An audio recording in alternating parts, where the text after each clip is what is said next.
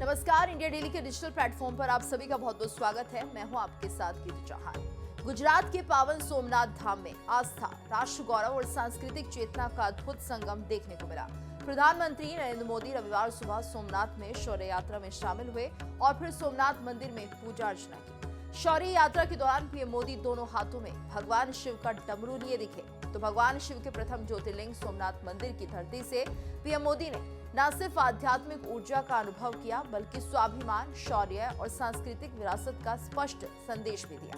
PM Modi ने इस शौर्य यात्रा से पहले कहा कि सोमनाथ मंदिर शाश्वत दिव्यता का प्रतीक है और पीढ़ियों को मार्गदर्शन देता रहता है। उन्होंने सोशल मीडिया प्लेटफॉर्म एक्स पर पोस्ट में लिखा, सोमनाथ शाश्वत दिव्यता का प्रतीक है और इसकी पवित्र उपस्थिति पीढ़ियों से लोगों का मार्गदर्शन करती आ रही है। तो क्या है सोमनाथ का प्राचीन इतिहास, समझने की कोशिश करते हैं।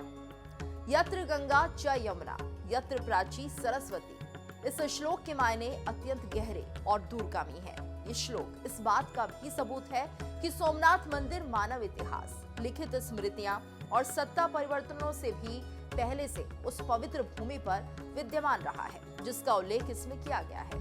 आज हम मंदिर पर हुए उस पहले आक्रमण की 1000वीं स्मृति को याद कर रहे हैं, जब आक्रांता महमूद गजनवी ने सोमनाथ मंदिर को ध्वस्त कर दिया था। 6 टन से ज्यादा सोना लूट कर ले गया था। श्लोक याद दिलाता है 1000 साल पहले महमूद ने मंदिर तबाह किया और इसके बाद कई और विदेशी आक्रमणकारियों ने मंदिर खंडहर में बदल दिया। इसके बावजूद आस्था नहीं टूटी।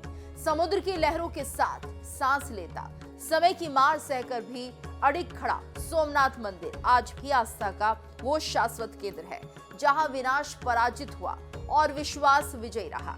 ये मंदिर केवल एक संरचना नहीं, बल्कि हजारों वर्षों के संघर्ष, स्वाभिमान और पुनर्जन्म की जीवित कथा है। ये पत्थर और गारे से नहीं, श्रद्धा, विश्वास और संकल्प से मजबूत और जगमग है। सोमनाथ स्वाभिमान पर्व और समारोह सिर्फ धार्मिक आयोजन नहीं है, ये उस राष्ट्रीय आत्मगौरव का उत्सव है जिसने बार बार ध्वस्त होने के बावजूद भी हार मानने से इनकार किया। सोमनाथ की पुनर्स्थापना केवल एक मंदिर का पुनर्निर्माण नहीं है, बल्कि भारत की सांस्कृतिक चेतना के पुनर्जागरण का प्रतीक रहा है।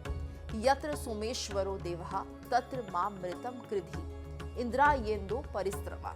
अर्थात जहां गंगा और यमुना की धाराएं बहती हैं, जहां दृश्य रूप से सरस्वती का प्रवाह आज भी चेतना को स्पर्श करता है और जहां स्वयं देवों के देव महादेव यानी स्वामी सोमेश्वर विराजमान है, वो स्थान केवल एक तीर्थ नहीं है, बल्कि भारतीय आत्मा का आद्य केंद्र है। और हे प्रभु, इस पवित्र स्थान पर अमृतत्व प्रदान करें। तो ये सोमनाथ की जो जगह है, वो अपने आप में एक बहुत बड़ी कहानी बयां करती है। 1000 का ये लंबा समय जब आक्रांताओं ने इसे नष्ट करने की कोशिश की और कई जगह इसे कई बार नष्ट भी किया गया, लेकिन ऐसे में बहुत से ऐसे लोग भी रहे, बहुत से ऐसे पंडित, श्रद्धालु, जिन्होंने अपने प्राणों को न्यौछावर कर दिया सिर्फ सोमनाथ की रक्षा करने के लिए। आज उसे 1000 वर्ष पूरे हो चुके हैं और आज हम आने वाली पीढ़ियों को ये बताना चाहते हैं कि किस तरह से सोमनाथ को 1000 वर्षों तक ये संघर्ष देखना पड़ा और उसके बाद 1951 का वो समय रहा जब उसे फिर से जागृत किया गया, यानी कि फिर से पुनर्निर्माण किया गया, जीर्णोद्धार किया गया और आने वाली पीढ़ियों के लिए समर्पित किया गया। तब से यहाँ पर सभी श्रद्धालु दर्शन कर रहे हैं।